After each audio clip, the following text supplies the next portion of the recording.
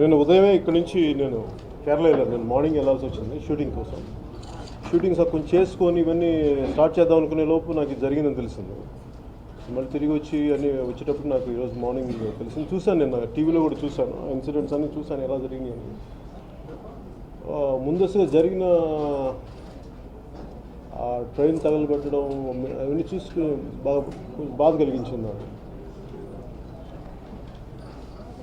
ముఖ్య కారణం ఏ ఉద్యమం అయినా సరే, ఏదైనా సరే, నేనేం నమ్ముతానంటే అది ఎవరు ఏదైనా ఎలాంటి సమస్యలున్నా ప్రభుత్వానికి దృష్టికి తీసుకురావచ్చు, కానీ అది శాంతియుతంగా ఉండాలని నేను కోరుకుంటాను. అది అప్పుడే అది విజయవంతం అవుతుందని కోరుకుంటాను. కానీ దురదృష్టవశాత్తు ఇలా జరగటం నిజంగా చాలా బాధ కలిగించింది. దీనికి ముందుగా ఆలోచించాలి, ఇది ఎక్కడి నుంచి ప్రారంభమైంది అని చూస్తే ఈ కాపుల రిజర్వేషన్ అనేది ఒక్క రోజులో నుంచి వచ్చింది కాదు. ఒరిజినల్గా కాపులు బ్రిటిష్ కాలం నుంచి, బ్రిటిష్ రాజు ఉన్నప్పటి నుంచి, ఉమ్మడి మద్రాస్ ప్రెసిడెన్సీలో ఉన్నప్పటి నుంచి వాళ్ళు బేసిక్గా వాళ్ళు బీసీలుగా పరిగణించారు. మళ్ళీ 1956 వరకు అదే, ఆల్మోస్ట్ 56 వరకు అదే కంటిన్యూ అయింది. మధ్యలో ఇంకొకసారి చిన్న బ్రేక్ తర్వాత మళ్ళీ కంటిన్యూ అయింది. తర్వాత మందిగా ఆపేశారు. సో ఈ డిమాండ్ వాళ్ళు కాపులు అడుగుతున్నది అనేక దశాబ్దాలుగా ఉంది.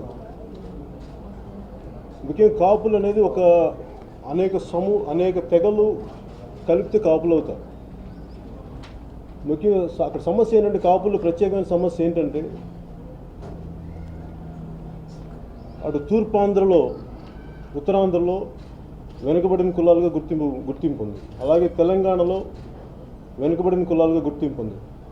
ఎటు వచ్చి రాయలసీమలోనూ ఈ కోస్తాంధ్రలోనే వాళ్ళకి వెనుకబడిన కులాలుగా గుర్తింపు లేదు. దానివల్ల బెనిఫిట్స్ ఇవన్నీ ఎగ్జాక్ట్ బెనిఫిట్స్ ఏంటో నాకు తెలియదు, నాకు ఇంకా సరైన అవగాహన లేదు. కానీ బట్ ఇది నేను బేసిక్గా నాకు అర్థం చేసుకున్నాను. సో ఏ ప్రభుత్వం అప్పటి నుంచి కూడా కాపులను బీసీలో చేరుస్తామని చెప్పి అందరూ అనుకోవటం వల్ల వాళ్ళందరికీ ఒక సామాన్యమైన, అందరికీ కామన్ బాధ ఏంటంటే, మమ్మల్ని ఓట్ బ్యాంక్గా వాడుకొని వదిలేస్తున్నారు అని చెప్పి ఈ మధ్యన కాపు గర్జన నేను విన్నాను దాని గురించి. సో దాని మీద కొంత ఫీడ్బ్యాక్ నాకు కూడా వచ్చింది, ఇలా చేస్తున్నారంటే నేను విన్నాను అంతే. అంతమించి నా పెద్ద స్పందన లేదు. ఎందుకంటే ఎవరికి ప్రతి ఒక్కరికి హక్కు ఉంది చేసుకోవడానికి, వాళ్ళ ఏవైతే వాళ్ళకి న్యాయం జరగలేదు దాని గురించి మాట్లాడే హక్కు ఉందని నేను అనుకుంటాను ప్రజాస్వామ్యం. కానీ ఇది ఒక దురదృష్టకరమైన సంఘటనగా అది దీన్ని దారి తీయడం చాలా బాధ కలిగించింది. దాని కారణం, ముందు ఒక శాంతియుతంగా జరగాల్సిన ఒక సభ, మాకు ఇలా అన్యాయం జరుగుతుంది అని పెట్టుకున్న సభ ఎందుకు ఎలా దారి తీస్తుందో నాకు అర్థం కాదు. ట్రైన్ని ఒక అగ్గిపుల్ల వేస్తే కాల్చేస్తే కాలిపోయేది కాదు. అంటే చాలా మెథాడికల్గా ఉండాలి దాంట్లో. ముఖ్యంగా అటు ఉత్తరాంధ్రలో కానీ కోస్తాంధ్రలో కానీ గొడవలు ఉంటే కానీ ఇట్లాగా దౌర్జన్యాలు చేసి రోడ్ల మీద తగలబెట్టి చాలా అరుదుగా ఉంటాయి, చాలా అరుదుగా ఉంటాయి. ఇది ఖచ్చితంగా అది ఎవరు చేస్తుండొచ్చు దీనికి అనేది ప్రభుత్వం, నేను చూస్తూనే ఉన్నాను. కానీ నాకు అది ఎవరిని బ్లేమ్ చేయటం ఇవన్నీ నాకు తెలియదు. కనుక నాకు తెలియకుండా నాకు బ్లేమ్ చేయడం ఎవరిని ఇష్టం లేదు. బట్ ఖచ్చితంగా దీని వెనక చాలా మెథాడికల్గా ఒక యాంటీ సోషల్ ఎలిమెంట్స్ ఉంటే తప్ప ఇలాంటివి జరగవు. ఒక ట్రైన్ని ఒక 10-12 బోగీలు ఉన్న ట్రైన్ని కాల్చాలి అంటే చాలా ప్రొఫెషనల్స్గా ఉండాలి దీనికి. అది ఎవరి ప్రోద్బలం వల్ల వచ్చారు ఇవన్నీ నేను చెప్పను. నాకు నిజంగా ఫస్ట్ ఆఫ్ ఆల్ నాకు దాని అవగాహన లేదు. కాకపోతే ఏంటంటే జరిగిన విధానం చూస్తే మటు ఖచ్చితంగా ఒక యాంటీ సోషల్ ఎలిమెంట్స్ ఉండాలి ఖచ్చితంగా దీని వెనక. అంతేగాని మామూలుగా ఒక సభకు వచ్చిన కార్యకర్తలు అయితే చేసింది కాదు, అది నేను నమ్ముతున్నాను. కానీ అలాగే ప్రభుత్వానికి కూడా, నేను తెలుగుదేశం ప్రభుత్వం కూడా నేను అడిగేది ఏంటంటే, మనం ఇన్ని కుల ఉద్యమాలు చూస్తున్నాం. ఇక్కడ మన గుజరాత్లో కానీ పటేల్ ఉద్యమం కానీ, అక్కడ ఉత్తర భారతంలో అనేక కులాల ఉద్యమాలు కానీ ట్రైన్లు ఆపేసిన సందర్భాలు ఉన్నాయి, వైలెన్స్కి దారితీసిన సందర్భాలు ఉన్నాయి. ఇన్ని లక్షల మంది ఒక చోట చేరుతూ ఉంటే దీని వెనక ఎలాంటి అవాంఛనీయమైన సంఘటనలు జరగవని ప్రభుత్వం ఎందుకు అనుకుంది నాకు ఈ రోజుకి అర్థం కావట్లేదు. ఎందుకు ముందు జాగ్రత్త చర్యలు తీసుకోలేదు? మేము ఒక చిన్నపాటి ఒక ఆడియో ఫంక్షన్ పెట్టుకోవాలంటేనే ఇన్ని 1,90,000 ఆలోచిస్తారు. మీకు ఎన్ని పర్మిషన్స్ ఉన్నాయి, ఎవరెవరు ఉన్నారు, ఏంటి ఉన్నారు, ఎలాంటి జాగ్రత్తలు తీసుకున్నారు. అలాంటిది ఇన్ని లక్షల మంది ప్రజలు ఒక పెద్ద సమూహం ఒక ప్రాంతానికి వచ్చి దీని గురించి మాట్లాడుతున్నప్పుడు ప్రభుత్వం ముందు జాగ్రత్త చర్యలు ఎందుకు తీసుకోలేకపోయింది నాకు అర్థం కాలేదు. నిజంగా వాళ్ళే తీసుకుని ఉంటే, నిజంగా అంత అడిక్వేట్ పోలీస్ ఫోర్సే కానీ ఉండుంటే ఇది జరిగేదా అన్న నాకు ఆలోచన కూడా ఉంది నాకు దీని. కానీ ప్రతిసారి ఎప్పుడు కూడా దేనైనా సరే నేను నాని వాళ్ళు చెప్పేది ఏది మొగ్గలను తుంచేయడం ఉండదు మనకి. దాన్ని పెంచి సమస్యను పెద్ద చేసి అది చాలా పెద్ద అయ్యే వరకు ఎవరికి రెస్పాన్స్ ఉండదు. అప్పుడు కానీ ఎవరు రారు, ప్రభుత్వాలు రావు ముందుకి. ఇది గత సంవత్సరాలుగా ముఖ్యంగా టీడీపీ పార్టీ తెలుగుదేశంలో కాపుల రిజర్వేషన్ చూస్తామని చెప్పినప్పుడు జనరల్గా ఆ కులస్తులకి చాలా అసహనం ఉంటుంది. దానికి కారణం ఇది ఒక్క తెలుగుదేశం పార్టీకి సంబంధించింది కాదు. గత దశాబ్దాలుగా దీన్ని చూడాలి, దీని సమస్యను అర్థం చేసుకోవాల్సింది. గత దశాబ్దాలుగా వెనుకబడిన కులాల నుంచి ఒక కొన్ని ప్రాంతాల్లోని కాపుల్ని ఫార్వర్డ్ క్యాస్ట్గా చేశారు. తిరిగి మాకు ఒకప్పుడు ఉన్న స్టేటసే కావాలని వాళ్ళు అడుగుతున్నారు. ఇది అనేక ప్రభుత్వాలు వాళ్ళకి చెప్పినవి చేస్తున్నాయి, ఇవన్నీ చేస్తాయని చెప్పి ఫినిష్ చేయట్లేదు. దాంట్లో భాగంగానే మన ముఖ్యమంత్రి గారు 2014 ఎలక్షన్లో చేసినప్పుడు కూడా ఆ భయాలు ఇది ఉండిపోయింది వాళ్ళకు కూడా. ఇది జరుగుద్దా, ఇలా కమిషన్లు వేస్తారు, కమిషన్లు వేస్తే ఇవి జరగవు, ముందుకెళ్ళవు దానికి కారణం కూడా ఏంటంటే అనేక కమిషన్స్ వేశారు. ఉదాహరణకి అయితే ఇంకా పుట్టుస్వామి కమిషన్ అనుకో, ఆ కమిషన్ వేసినప్పుడు కూడా దాని నుంచి ఏ రిపోర్ట్స్ రాలేదు. ఫైనల్గా కమిషన్ వేశారు, దాని గురించి ఏమీ ముందుకు వెళ్ళలేదు.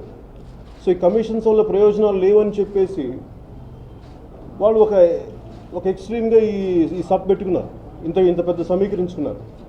కానీ ప్రభుత్వం దీన్ని సరైన దృష్టితో సరైన ప్రతినిధులతో కానీ చర్చలు జరిపి నిజంగా వాళ్ళకి నమ్మకం కలిగించుంటే ఇలాంటి పరిస్థితి వచ్చిండేదానికి అన్న సందేహం నాకు కలుగుతా ఉంది. నాకు ముఖ్యంగా నిన్న జరిగిన పరిస్థితిని చూస్తే నాకు దీన్ని రాజకీయం చేయాలని కానీ రాజకీయ లబ్ధి పొందాలని కాదు, కానీ ఈ సమస్యకి ఒక సామరస్యపూర్వకమైన ఒక పరిష్కారం వెతకాలి. దీనికి అన్ని పార్టీలు కలిసి రావాలి. It's more than a blame game. ఎవరున్నారు దీని వెనకాల వీటన్నిటికంటే కూడా అందరూ కలిసి వచ్చి దీన్ని సమస్యను పరిష్కరించకపోతే రేపొద్దున ఇది అనేక కులాల మధ్య చిచ్చుకు దారితీస్తుంది. నేను లాస్ట్ టైం గుంటూరు అక్కడ రాజధాని ప్రాంతానికి వెళ్ళినప్పుడు కూడా మన సమస్య మన దేశంలో ఇది క్లాస్ అండ్ క్యాస్ట్ స్ట్రగుల్ రెండు ఒకే చోట ఉంటాయి. ముఖ్యంగా గ్లోబలైజేషన్ వల్ల మనకి ఐడెంటిటీ పాలిటిక్స్ ఎక్కువైపోయాయి. దురదృష్టవశాత్తు మన దేశంలో అనేక కులాల సమ్మేళనం మన దేశం, వెరీ కాంప్లెక్స్ సోషల్ స్ట్రక్చర్ మనది. సో దీనికి ఒకళ్ళు కొంచెం ఎక్కువ మాట్లాడినా తక్కువ మాట్లాడినా చాలా వినాశకరమైన పరిస్థితులు వస్తాయి. సోషల్ ఎనార్కీ వచ్చే అవకాశాలు ఉంటాయి. అందుకని ప్రతి రాజకీయ పార్టీ కానీ నాయకులు కానీ చాలా బాధ్యతగా వ్యవహరించాలి. సో నాకు నేను చూసింది ఈ పరిస్థితుల్లో ఏ ప్రభుత్వమైనా దీన్ని సరైన సంప్రదింపులు జరిపి ఈ పరిస్థితులు చేయి దాటకుండా చేయాలని నేను కోరుకుంటున్నాను. ఉద్యమాన్ని నడిపే నాయకులు కూడా నా విన్నపం ఏంటంటే, ఒక ఉద్యమాన్ని నడిపేటప్పుడు ఆ ఉద్యమం తాలూకు ఒక స్ఫూర్తి ఉంటుంది. ఆ ఉద్యమానికి వాళ్ళ హక్కుల కోసం దానికి ఎలా మాకు కావాలి, వాళ్ళ హక్కుల్ని మాకు హక్కులు ఎలా ఇవ్వబడలేదు, మేము ఎలా తెచ్చుకోవాలని దానికి ఒక ప్లాన్ ఉంటుంది, ఎజెండా ఉంటుంది. కానీ అది తప్పుదారి తీస్తే దీనికి హిస్టరీలో కూడా ఒక ఎగ్జాంపుల్ ఉంది. ఒక చౌరీ చౌరా ఇన్సిడెంట్ సహాయ నిరాకరణోద్యమంలో మహాత్మా గాంధీ గారు స్టార్ట్ చేసినప్పుడు అక్కడ దాదాపు 20 మంది పోలీసుల్ని ఇలా తగలబెట్టేశారు అప్పుడు ఉద్యమకారు. దానివల్ల జరిగిన నష్టం ఏంటంటే ఒక 25 సంవత్సరాలు లేట్ అయింది స్వాతంత్రం రావడం. ఎందుకంటే సడన్గా గాంధీ గారు వెనకెళ్ళిపోయారు. ఇంకా మన భారతదేశం ప్రజలు ఇంకా రెడీగా లేరు స్వాతంత్రాన్ని తీసుకురావడానికి, శాంతియుతంగా సాధించే స్థితిలో ఇంకా లేరని చెప్పి వెనకెళ్ళిపోయారు. అలాగే ఏదైనా సరే ఒక ఉద్యమాన్ని ముందుకు నడిపేటప్పుడు ఆ ఉద్యమ నాయకులకి చాలా బాధ్యత వహించాలి. ఎందుకంటే ప్రజల్ని రెచ్చగొట్టే ప్రసంగాలు కానీ హక్కుని సాధించుకునే విధంగా ఉండాలి, కానీ మనుషుల్ని వాళ్ళ ఎమోషన్స్ని ఎగదోసేలా కానీ రెచ్చగొట్టేలా కానీ మాట్లాడుతుంది ఒక సోషల్ అన్రెస్ట్ వస్తుంది. దాంతోపాటు చాలా సున్నితమైన శాంతి భద్రత సమస్యలు వస్తాయి. ఇది ఆ ఉద్యమాన్ని నడిపే నాయకులు కూడా దీన్ని దృష్టిలో పెట్టుకోవాలని చెప్పి వారికి కూడా నేను విన్నపం చేస్తున్నాను. కానీ ఇలాంటి పరిస్థితులు ఉన్నప్పుడు నిజంగా తెలుగుదేశం ప్రభుత్వం ముఖ్యమంత్రి గారు కానీ పోలీసు యంత్రాంగం కానీ ఇన్ని లక్షల మంది వస్తున్నప్పుడు ఎందుకు లా అండ్ ఆర్డర్ని ముందుగానే ఎందుకు పరిస్థితులు ఊహించలేదు? ఎందుకంటే ఈరోజు కొత్తగా వచ్చిన సందర్భాలు కాదు. మొన్న పటేల్ ఆందోళనలో చాలా దారుణాలు జరిగింది, చాలామంది చనిపోయారు, ఇవన్నీ గొడవలు అయినాయి. వీటన్నిటిని దృష్టిలో పెట్టి కూడా ముందు జాగ్రత్త చర్యలు ఎందుకు తీసుకోలేదు నాకు అర్థం కాలేదు. అలాగే దీని వెనక ఖచ్చితంగా కొన్ని యాంటీ సోషల్ ఎలిమెంట్స్ ఖచ్చితంగా ఉంటాయి. ఎందుకంటే చాలా మెథాడికల్గా ఆర్సనెస్లు చేసిన విధానం ఇది. చాలా ట్రైన్డ్ మనుషులే ఉండాలి దీనికి. లేదంటే ఒక ట్రైన్ తగలబెట్టడం ఒక మామూలు కార్యకర్తలకు కానీ ఇది ఖచ్చితంగా ఇది జరిగేది కాదు. దీని వెనక ఖచ్చితంగా ఒక యాంటీ సోషల్ ఎలిమెంట్ ఇది గ్రూప్ ఏదో ఉండాలి. దీన్ని సరైన పద్ధతిలో పోలీసు విచారణలో జరిపించి న్యాయం చేయాలి అని చెప్పి నేను మనస్ఫూర్తిగా తెలుగుదేశం వీళ్ళని కోరుకుంటూ, అలాగే మిగతా కులాలకి, మిగతా బీసీ కులాలకి నష్టం వాటిల్లకుండా వాళ్ళకి కాపులకి న్యాయం చేయగలిగితే మీరు ఇచ్చిన మాట నిలబెట్టుకున్న వాళ్ళు అవుతారు. దీన్ని మటుకు సరైన విధానంగా చేయకపోతే అది ఎలాగా చేయలేకపోతే మటుకు దయచేసి చేయలేకపోతున్నాం, ఈ పరిస్థితులు చేయలేకపోతున్నాం అని చెప్పండి. దాని తర్వాత వచ్చే పరిస్థితులు ఎలా ఉంటుందో నాకు తెలియదు కానీ బట్ అట్లీస్ట్ వాళ్ళని మీమాంసలో పెట్టి ఆ ఫ్రస్ట్రేషన్ ఎక్కువైపోయి ఆ పరిస్థితులు ఎలాంటి విపరీతాలకు దారితీస్తో తెలియదు. కానీ దయచేసి ఎవరిని కూడా గాల్లో దీపం పెట్టకుండా కరెక్ట్గా కుదురుతుందా కుదరదా, కుదిరే పరిస్థితులు ఉంటాయా, అంతేగాని ఇలాగా పరిస్థితులు నెట్టివేసుకుని వచ్చే పరిస్థితుల్లాగా చేసుకుంటూ వెళ్ళిపోతే మటుకు ముందు చాలా ప్రమాదాలు ఉంటాయి దీనివల్ల. అందుకని అందరూ కూడా అన్ని పార్టీలు కూడా చాలా బాధ్యతగా వ్యవహరించాలి అని మనస్ఫూర్తి కోరుకుంటున్నాను.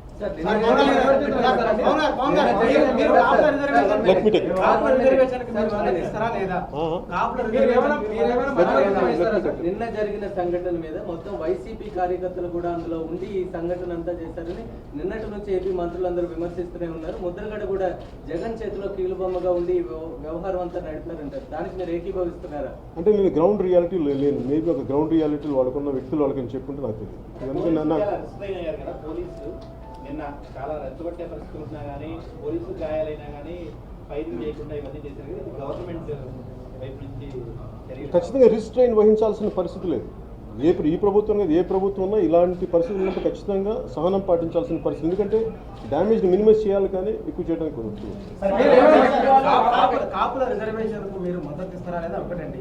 రెండవది, ఏదన్నా ఏపీలో ఘటన జరిగినప్పుడు మీరు ముందుకు వస్తూ మాట్లాడి వెనక్కి వెళ్ళిపోతారు. నిర్దిష్ట కార్యాచరణ ఏదో మీ పార్టీ వరకు లేదు. అక్కడ అమరావతి భూముల విషయంలో మీరు వెళ్ళి న్యూట్రల్గా మాట్లాడారు. ఇవాళ కూడా మీరు న్యూట్రల్గా నేను ఎప్పుడు న్యూట్రల్గా మాట్లాడలేదండి సార్. లేదు సార్, మీరు ఎంటైర్ మాట్లాడినంత కూడా ఎవరో ఉన్నారు వెనకాల మీరు చెప్పట్లేదు ఎవరో ఉన్నది. పైగా మీరు మాట్లాడుతున్నది నిన్న చంద్రబాబు నాయుడు గారి స్పీచ్కు ఆ ఉపన్యాసానికి కొనసాగిపో ఉంది తప్ప పర్టికులర్గా మీ పార్టీ వైఖరి నేను ఎలా చెప్పమంటారు చెప్పండి. నన్ను ఎలా చెప్పమంటారు? మీరు చెప్పారు కాదు, నన్ను ఎలాగా కాదు సార్, నన్ను ఎలా పిన్ పాయింట్ చేయమంటారు? Logic sir. కాపులు అడుగుతున్న రిజర్వేషన్కు మీ పార్టీ మద్దతు ఇస్తుందా లేదా? క్లారిటీ పడతాను. 2014లో మీరు కూడా చంద్రబాబు కూడా సంతకం పెట్టిన తెలుగుదేశం పార్టీ ఇచ్చిన గైడ్ లైన్స్ లో మేము అధికారంలోకి రాగానే బీసీల జాబితాలో కాపులను చేరుస్తా ఉన్నారు. 1000 కోట్ల రూపాయలను ప్రతి సంవత్సరం ఇస్తాము. కనీసం ఆంధ్రప్రదేశ్ ప్రభుత్వం 100 కోట్లు ఇచ్చినప్పుడు మీరు ఎందుకు మాట్లాడుతున్నారు? నేను దయచేసి మీరు అర్థం చేసుకోవాల్సింది, నేను ఒక్క కులం కోసం పోరాడను. నేను మొత్తం ప్రజలందరి కోసం పోరాడతాను. నేను వచ్చిన విధానమే కులాన్ని నుంచి అయితే నేను రాలేదు. నేను వచ్చిందల్లా నేను బేసిక్ నేషనల్ ఇంటిగ్రిటీ కోసం ఆలోచించే వ్యక్తిని. అంతేగాని కేవలం నేను ఖచ్చితంగా చెప్పాను కదా, చాలా అనేక కులాల సమ్మేళనం, వెరీ కాంప్లెక్స్ సోషల్ స్ట్రక్చర్. దీంట్లో నేను కూర్చోబెట్టి ఎవరికైనా సరే సమస్యలు ఉన్నాయి. ఇక్కడ క్లాస్ అండ్ క్యాస్ట్ రెండు కలిపి మిళితం అనే మన పర్టికులర్ సొసైటీలో నాకేనండి ఇక్కడ ఖచ్చితంగా వాళ్ళకి ఇంతమంది వ్యక్తులు ఒక సమూహం కలిసి, కాపులు కావచ్చు, రేపు ఇంకో కులం కావచ్చు, ఎవరైనా కావచ్చు, వాళ్ళు గొంతెత్తి మాకు ఇలా అన్యాయం జరుగుతుంది అంటున్నప్పుడు ఖచ్చితంగా దానిపైన దృష్టి సారించాల్సి ఉంది. అంతేగాని నేను దాన్ని కూర్చోబెట్టి నేను ఎందుకు ఆ క్షణంలో మీరు మాట్లాడితే ఆ రోజున నేను తీసుకున్న political agenda it is not just for one cost, it is for the entire Indian integrity base మీద నేను పాలిటిక్స్లోకి వచ్చాను. Not just for one cost. So నేను తీసుకుంది ఒక బ్రాడ్ ఎజెండాగా నేను తీసుకున్నాను, కానీ కన్ఫైన్డ్గా ఒక కాస్ట్ మీద నేను తీసుకున్నాను. ప్రభుత్వం సార్, మిమ్మల్ని మధ్యవర్తిత్వం సార్, చెప్పండి. వహించుకుంటే ఇప్పుడు మీరు చెప్తున్నట్టుగా నేషనల్ ఇంటిగ్రిటీ దృష్టిలో పెట్టుకొని ఈ అసహనాన్ని వాటిని దృష్టిలో పెట్టుకొని మీరు ఏమైనా ఈ అంశాన్ని పరిష్కరించే దిశగా మధ్యవర్తిత్వం వహిస్తారా? ప్రభుత్వానికి కావచ్చు. అంటే ఎప్పటి నుంచో ఉన్న ఈ ఇష్యూస్ సెటిల్ అవ్వడానికి మీరు ఏమైనా కృషి చేస్తారా? అంటే ఇది ముఖ్యంగా నేను అంటే మన డాక్టర్ బిఆర్ అంబేద్కర్ గారు మనకి మన కాన్స్టిట్యూషన్ ప్రజెంట్ చేసేటప్పుడు మనకి పార్లమెంట్ ఆ రోజున పార్లమెంట్ దీంట్లో ఆయన అడిగింది అన్కాన్స్టిట్యూషనల్ ప్రొటెస్ట్లు కానీ వీటి వల్ల ప్రయోజనం లేదు, మనది చాలా powerful constitution, everything can be resolve through constitutional methods అని ఆయన చెప్పారు. నేను దాన్ని నమ్ముతాను. అది ఇంకా అది పని చేయని పక్షంలోనే, ఎందుకంటే బలమైన కాన్స్టిట్యూషన్ ఉండగా, ఇన్ని విధానాలు ఉండగా ఒక వ్యక్తిని దీన్ని మధ్యవర్తిత్వం వహించడం అనేది తప్పు అవుతుంది, రాజ్యాంగానికి కించపరిచినట్టు. 9 నెలల కాల పరిమితి పెట్టింది. ఈ కాపులను బీసీలో చేర్చడానికి 9 నెలల కాల పరిమితి నియమిస్తూ ఒక కమిషన్ ఏర్పాటు చేసింది. దాన్ని ఎందుకని ఈ కాపు సంఘాలు రెచ్చగొట్టే విధానంగా మాట్లాడుతున్నాయి అనుకోవచ్చాము. ఆల్రెడీ టైం బౌండెడ్ కమిషన్ వేసిన తర్వాత ఇప్పటికిప్పుడు ముందుకు వెళ్ళి ఉద్యోగం చేసి రోడ్డు ఎక్కుతున్నారంటే ఇది ఏదైనా మోటివేషన్ తో జరుగుతుంది అనుకుంటారా, పొలిటికలైజ్డ్ గా, లేదు నిజంగానే వాళ్ళు రోడ్డు ఎక్కారు అనుకోవచ్చు? అంటే నాకు ఆ గ్రౌండ్ రియాలిటీ ఎవరెవరు మాట్లాడారు ఏంటి అనేది నాకు అంత గ్రౌండ్ రియాలిటీ మీరు చెప్తే నాకు కొంత అవగాహన ఉంది, కానీ నాకు దీన్ని అంటే మీరు అర్థం చేసుకోవాలంటే ఈ కులం ఏ కులం వేసారో అన్ని పార్టీలో ఉంది, మరి అది పార్టీ ఎజెండాగా కూడా మీరు ఆలోచించవచ్చు. కాపుల సమస్య మీద ఈరోజు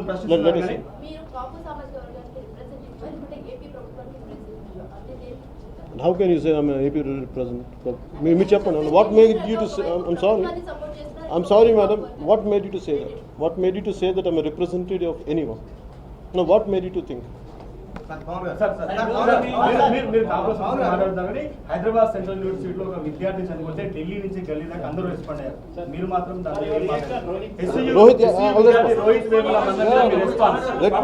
Let me respond. About this particular incident. Instead of going to others, could you please stick to only the crime accident? I will. Let me finish the main. First thing is whether it is Pawan Kalyan, Chandrababu Naidu or Narendra Modi, they have to accept the judgment of the Supreme Court. Really, sir. Irrespective of who are you, Yeah. you have to accept the Supreme Court judgment. What Supreme Court judgment clearly says unless you appoint a commission, come up with a report justifying this particular caste or community to be included. More than 50% Otherwise, you cannot give that. Unless you have special reasons, like speeches. That is true. No one can go. That's I agree. Now there is a particular leader coming and saying that unless you give it this within 24 hours, I will see. I mean, you will have to taste the music. That is the threatened by one leader. So, do you support that one? నేను బేసిక్గా believe in Because on the one hand, there is a constitutional issue. Supreme Court bars any government, it's central or any even political power. On the other hand, the leader is coming and saying that if you fail to give it within delivery in 24 hours, you will have to listen to music. Whom you are going to support? దానికి సమస్య ఎలా ఉంది ఎందుకు వస్తుంటే sir, elections టైంలో కాన్స్టిట్యూషన్ని మేము ఇలా చేయగలం, ఈ వెసులుబాటు ఉంది అని చెప్పి political, not just I'm talking about TDP, గత దశాబ్దాలు ఏ పార్టీ వచ్చినా, అంటే నాట్ జస్ట్ అబౌట్ ఒక్క కాపుల ఇష్యూ అంటే ఏ ఇష్యూ కైనా సరే మేము చేయగలం, మేము ఇలా చేయగలం అని చెప్పి ఒక మాట చెప్పి ఎలక్షన్ ప్రణాళిక వాళ్ళ మన మేనిఫెస్టోలో పెట్టినప్పుడు దాని నుంచి పర్యావసానం అనుకోవచ్చు, కానీ it is not something, I don't say it is anti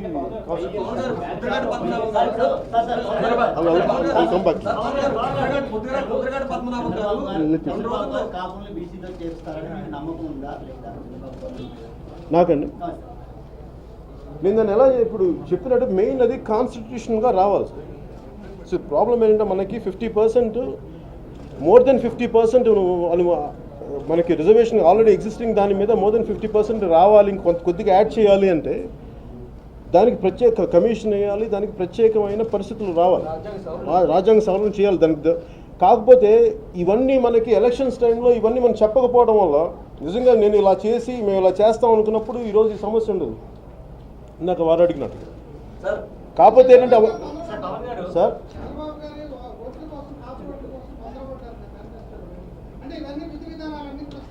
ఇది అంటే సార్ ఇది ఒక్కళ్ళు ఈయన కాదు సార్, ఏ పొలిటికల్ పార్టీ ఏదైనా సరే ముందు వెనక కొన్నిసార్లు ఏంటంటే నేను ప్రాక్టికల్ అడుగుతాను, నేను ఇది ఎంతవరకు పాసిబిలిటీ ఉంటుంది ఇవి చేయడానికి అంటే there is a possibility. Maybe నాకు అంత రాజకీయ అనుభవం లేక మేబీ పాసిబిలిటీ ఉంటుంది, but as I each day passes by నాకు అర్థమైంది ఏంటంటే దాని ఓన్ హర్డల్స్ దానికి ఉన్నాయి, నాకు అర్థమవుతాం.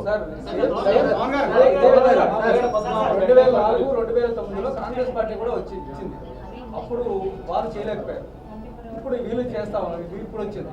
అప్పుడు ఎప్పుడూ లేని ఇంత అసహనం ఇప్పుడే ప్రస్తుతం రావడానికి, మీరు అన్నట్టుగా రైలును తగలబెట్టేంత స్థాయికి వెళ్ళడానికి నేను చెప్పాను రైలు 100% ఇది నాకు తెలిసి. ఎందుకంటే మామూలుగా అటు ఇవన్నీ ఏంటంటే వైల్ అలాగే నాకు అనిపించేది జనరల్గా మీకు ఎప్పుడు కూడా బయట నుంచి వచ్చినాయి చేస్తే ఇవన్నీ ఇలాంటి పరిస్థితులు క్రియేట్ చేసి ఖచ్చితంగా బయట నుంచి రావాలి.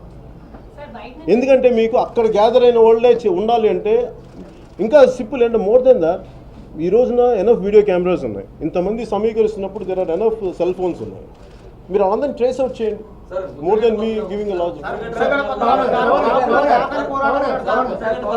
మాట్లాడుతూ నేను ఈ రోజు కానీ రేపు కానీ ప్రభుత్వానికి ఒక డెడ్ లైన్ పెడుతున్నా, జీవో రావాలి, లేకుంటే మాత్రం అందరూ ఆమరణ దీక్ష మా ఫ్యామిలీ కూర్చుంటా ఉన్నాడు. నిన్న కూడా ఆయన మాట్లాడుతా నేను ఇప్పుడు ఈ క్షణాన్ని వెళ్తున్నాను రైలు రాకపోతే మీరు రాండి అని చెప్పి తీసుకెళ్ళారు. అంటే దీన్ని అసలు ఏ విధంగా చూడదు అంటే నేను చెప్తుంది ఒక ఈవెన్ ఫస్ట్ కాన్స్టిట్యూషనల్ మెథడ్స్ మనకి దానికి అంత చేయలేనప్పుడు లాస్ట్ టైం తెలంగాణ ఉద్యమం కూడా జరిగినప్పుడు ముందు ఒక జాయింట్ యాక్షన్ కమిటీ వాళ్ళకు ప్రణాళిక విడుదల చేసేది. మేము ఈ తారీఖు నుంచి ఈ తారీఖు వరకు మేము రైలు రోకోలు చేస్తున్నాం, లేదంటే మేము ఈ ప్రోగ్రామ్స్ చేస్తున్నాం. సో అందరూ ప్రిపేర్ అయి ఉన్నారు. ఒక విధి విధానాలని చేయలేకపోవడం ఖచ్చితంగా అది వాళ్ళ లోటుపాటుగా నేను అనుకుంటున్నాను. తూర్పుగోదావరి పశ్చిమ గోదావరి జిల్లాలకు సంబంధించి మీ క్యాంపెయిన్ వల్లనే టీడీపీకి ఎక్కువ ఓట్లు పడ్డాయి, మీ క్యాంపెయిన్ వల్లనే తెలుగుదేశం ప్రభుత్వం అధికారంలోకి వచ్చినట్టు అందరికీ తెలుసు. ఇటువంటి పరిస్థితుల్లో మీరు ఒక రాజకీయ పార్టీకి అధినేతగా ఉన్నారు, ఒక రాజకీయ పార్టీని లీడ్ చేస్తున్నారు. అలా స్థానికంగా ఉండేటువంటి సమస్యలకు సంబంధించి కానీ కాపు ఉద్యమాలకు సంబంధించి మీరు ముందుగానే పసిగట్టి ప్రభుత్వానికి సంబంధించి డిపెండ్ చేయడం కానీ ఆ సమస్యల పట్ల సానుకూలంగా ఏ రకంగా స్పందించేలా ప్రభుత్వం పైన ఒత్తిడి తీసుకొచ్చే విధానాలు కానీ ఇటువంటివి చేయకుండా ఇవాళ మొత్తం జరిగిన తర్వాత ఇవాళ ప్రభుత్వాన్ని తప్పుపట్టే విధంగా మీరు ప్రికాషన్స్ తీసుకున్నట్లే విధంగా నేను ప్రభుత్వాన్ని నేను నడపట్లేదు సార్. అంటే నేను అనేది నా basic logic sir, basic common sense నేను అడుగుతాను. నేను అనేది ప్రభుత్వాన్ని నేను నడపట్లేదు, ప్రభుత్వానికి నేను సలహా సంప్రదింపులు నేను ఇచ్చేసే ఫస్ట్ నేను అవసరమైనప్పుడు మాట్లాడతాను, కూర్చోబెట్టి ప్రతిసారి వాళ్ళ పరిపాలనా వ్యవస్థలో నేను ఎందుకు దూరుతాను. అన్లెస్ ఏదైనా సమస్య ఉంది దానికి నా రిప్రజెంటేషన్ వచ్చినప్పుడు నేను వెళ్ళి దాని గురించి మాట్లాడతాను. కానీ డే టు డే పొలిటికల్ వాళ్ళ పరిపాలనా విధానంలో నేను విధి విధానంలో ఎందుకు ఉంటాను.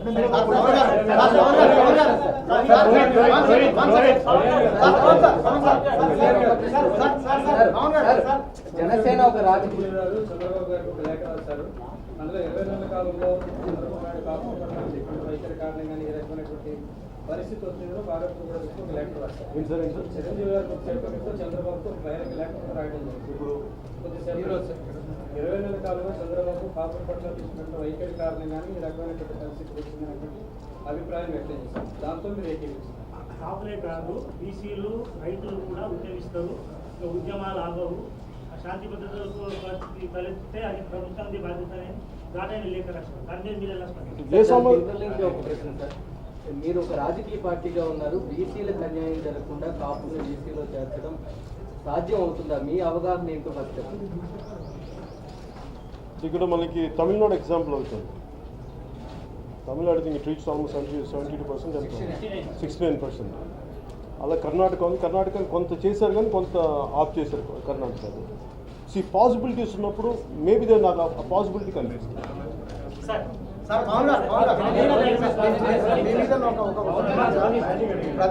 ప్రతి సందర్భంలో చంద్రబాబు నాయుడు గారికి ఆపద్బాంధవుడుగా మీరు వస్తున్నారని ఇష్యూ చాలా క్రిటికల్ ఉన్నప్పుడు డైవర్ట్ చేసిన ఒక విమర్శ సార్ మీ మీద. మీరు అనుకోని విమర్శ నేను యాక్సెప్ట్ చేయండి. జనసేన పార్టీ అధినేతగా తెలుగుదేశం పార్టీ హయాంలో గతంలో జరిగిన పుష్కరాల దగ్గర తొక్కిసలాట కానీ నిన్న జరిగినటువంటి ఇన్సిడెంట్ కానీ ఇంటెలిజెన్స్ ఫెయిల్యూర్ ఉందా లేదా ఒకటి. రెండోది ఆంధ్రప్రదేశ్ ప్రజలను కాపాడాల్సినటువంటి పోలీస్ వ్యవస్థ అధికార పార్టీ చేతుల్లో కీలుబొమ్మలుగా తయారైంది. అందుకే కావాలని దానికి సెక్యూరిటీ ఇవ్వకపోవడం వల్ల ఈ విధ్వంసం జరిగిందనేటువంటిది ప్రజలు చెప్తారు. మీరు జనసేన పార్టీ అధినేతగా ఏం చెప్పారు? నేను బేసిక్ నేను చెప్పిన స్టేట్మెంట్ అది. ఎడిక్వేట్ పోలీస్ ఫోర్స్ కానీ ఉండి ముందు జాగ్రత్తలు చర్యలు తీసుకుంటే ఇది జరిగి ఉండేదా అన్నది నాకు ఉంది సార్, జరగకుండా ఉండేదని. జరిగిన సభ సంఘటన బయట వాళ్ళు ఉన్నారు, ఎందుకంటే 13 జిల్లాల నుంచి వచ్చిన వాళ్ళు ఉన్నారనుకుంటారా, కొత్త రాష్ట్రం నుంచి వచ్చిన వాళ్ళు ఉన్నారనుకుంటారా, వేరే క్యాస్ట్ నుంచి వచ్చిన వాళ్ళు ఉన్నారనుకుంటారా? నేను అట్లాగే అంటే నేను బేసిక్ నేను మామూలు చెప్పేది ఏంటంటే ఇలాంటి సంఘటనలు ఇప్పుడు ఖచ్చితంగా తుని ప్రజలైతే కాదు. ఎందుకంటే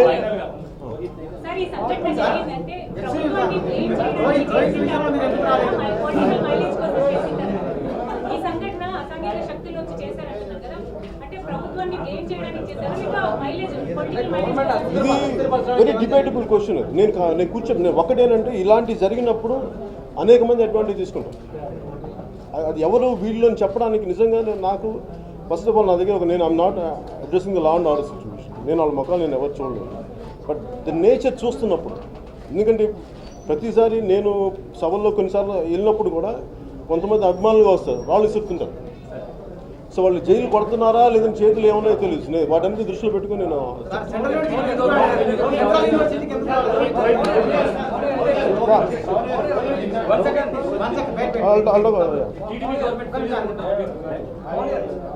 ఇది మెయిన్ దీని మెయిన్ ముఖ్య ఉద్దేశం టాకింగ్ అబౌట్ నిన్న జరిగిన ఇన్సిడెంట్ మీద. ఓకే, రోహిత్ గారి మనకు హత్య మీద, ఆత్మహత్య మీద జరిగిన పరిస్థితులు నాకు నిజంగా బాధ కలిగించినాయి. నేను ఎందుకు దాని గురించి మాట్లాడలేదంటే ఇది మొదటిసారి జరిగింది కాదు. ఇలాంటి పరిస్థితులు కేవలం లాస్ట్ 2 సంవత్సరాలు వచ్చినవి కాదు. నేను 10th క్లాస్ నెల్లూరులో చదువుతున్నప్పుడు నాకు మా టీచర్ కొడుకు ఒక ఆయన ఉన్నాడు. ఆయన అనంతపురం చదువుతున్నాడు, శ్రీకృష్ణదేవరాయ మన JNTU అఫిలియేటెడ్ ఇంజనీరింగ్ కాలేజ్. అప్పటి నుంచి నేను వాళ్ళని చూస్తూ ఉంటే ప్రతి చోట మన విశ్వవిద్యాలయాల్లో ఖచ్చితంగా కుల వివక్ష అయితే ఉంది, దాన్ని ఎవరు కాదనలేదు. ప్రొఫెసర్లు, అధ్యాపకులు, విద్యార్థులతో కలిసి కుల విహారయాత్రలకి స్వయంగా నేనే వైజాగ్లో చూసేవాడిని. ఖచ్చితంగా కుల వివక్షలు అయితే ఉన్నాయి. ఈ కులాన్ని చూసి ఇంకొకరు, ఈ కులాన్ని చూసి ఇది చదువుకోవాల్సి జ్ఞానం రావాల్సిన పరిస్థితులు, ఇలాంటి ఒక ఉద్రిక్త పరిస్థితులు అయితే అక్కడ ఏర్పడ్డాయి, దాన్ని ఎవరు కాదనలేదు. అలాంటి ఉద్రిక్త పరిస్థితులు తీసుకెళ్ళి ఒక అబ్బాయి ఆత్మక్షోభ చెంది బాగా చదువుకోవాల్సిన ప్రతిభావంతుడైన ఒక అబ్బాయి, నేను అది కుల వివాదం కూడా కాదు, ఆయన దళిత విద్యార్థి, వెనుకబడిన కులాల విద్యార్థి అంటే ఒక తెలివితేటలు అమితంగా ఉండి ఫిలాసఫీని అమితంగా వంట పెట్టించుకున్న ఒక విద్యార్థి నిరాశ నిస్పృహలోనే చనిపోయాడు. అది ఎవరి వల్ల దేని అని కాదు, కానీ it is confined only to ఒక యూనివర్సిటీ. దాన్ని పొలిటికలైజ్ చేసి ప్రతి ఒక్కళ్ళు దాన్ని వేరే వేరే స్థాయికి తీసుకెళ్తున్నాను. నేను దాంట్లో భాగస్వామ్యం కాదలుచుకోలేదు. అందువల్ల నేను ఇది ప్రస్తుతం ఎలక్షన్ కోడ్ ఉంది.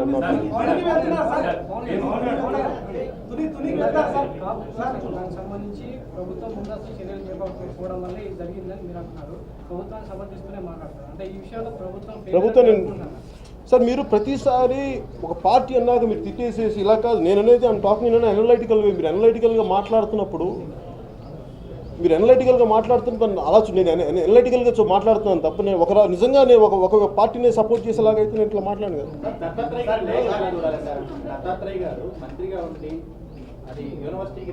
ఆయన మొదటి విద్యార్థిగా, ఆయన మొదటి మంత్రిగా అది చేసింది. ఇది అనేక ఈ సిస్టంలో అది ఎప్పటి నుంచో ఉంది. బిఫోర్ బీజేపీ ఉంది, దానికి ముందు నుంచి ఉంది. మనం దీన్ని ఒక సమస్యను కేవలం 2-3 సంవత్సరాల నుంచి కాకుండా నేను ముందు నుంచి చూడాలని నేను కోరుకుంటున్నాను.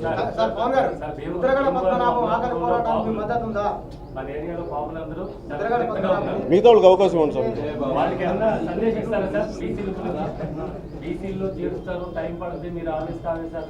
మళ్ళీ చెప్పండి సార్, మళ్ళీ చెప్పండి సార్. అక్కడ బాబులందరూ చాలా ఉద్రిక్తంగా ఉన్నారు ఇప్పుడు ప్రజెంట్. వాళ్ళకి మీ సందేశం ఏమైనా ఇస్తారా బాబు? నేను నా విన్నపం ఏంటంటే ఏదైనా సరే సాధించుకోవచ్చు వితిన్ శాంతి భద్రతలకి దెబ్బతినకుండా. ఏదైనా ఏ ప్రొటెక్షన్ చేయొచ్చు. శాంతి భద్రతలు కానీ రోజువారీ ప్రజా జీవితాలకు కానీ ఇంకెవరికి ఇబ్బంది కలగకుండా ఏదైనా సాధించుకోవచ్చు.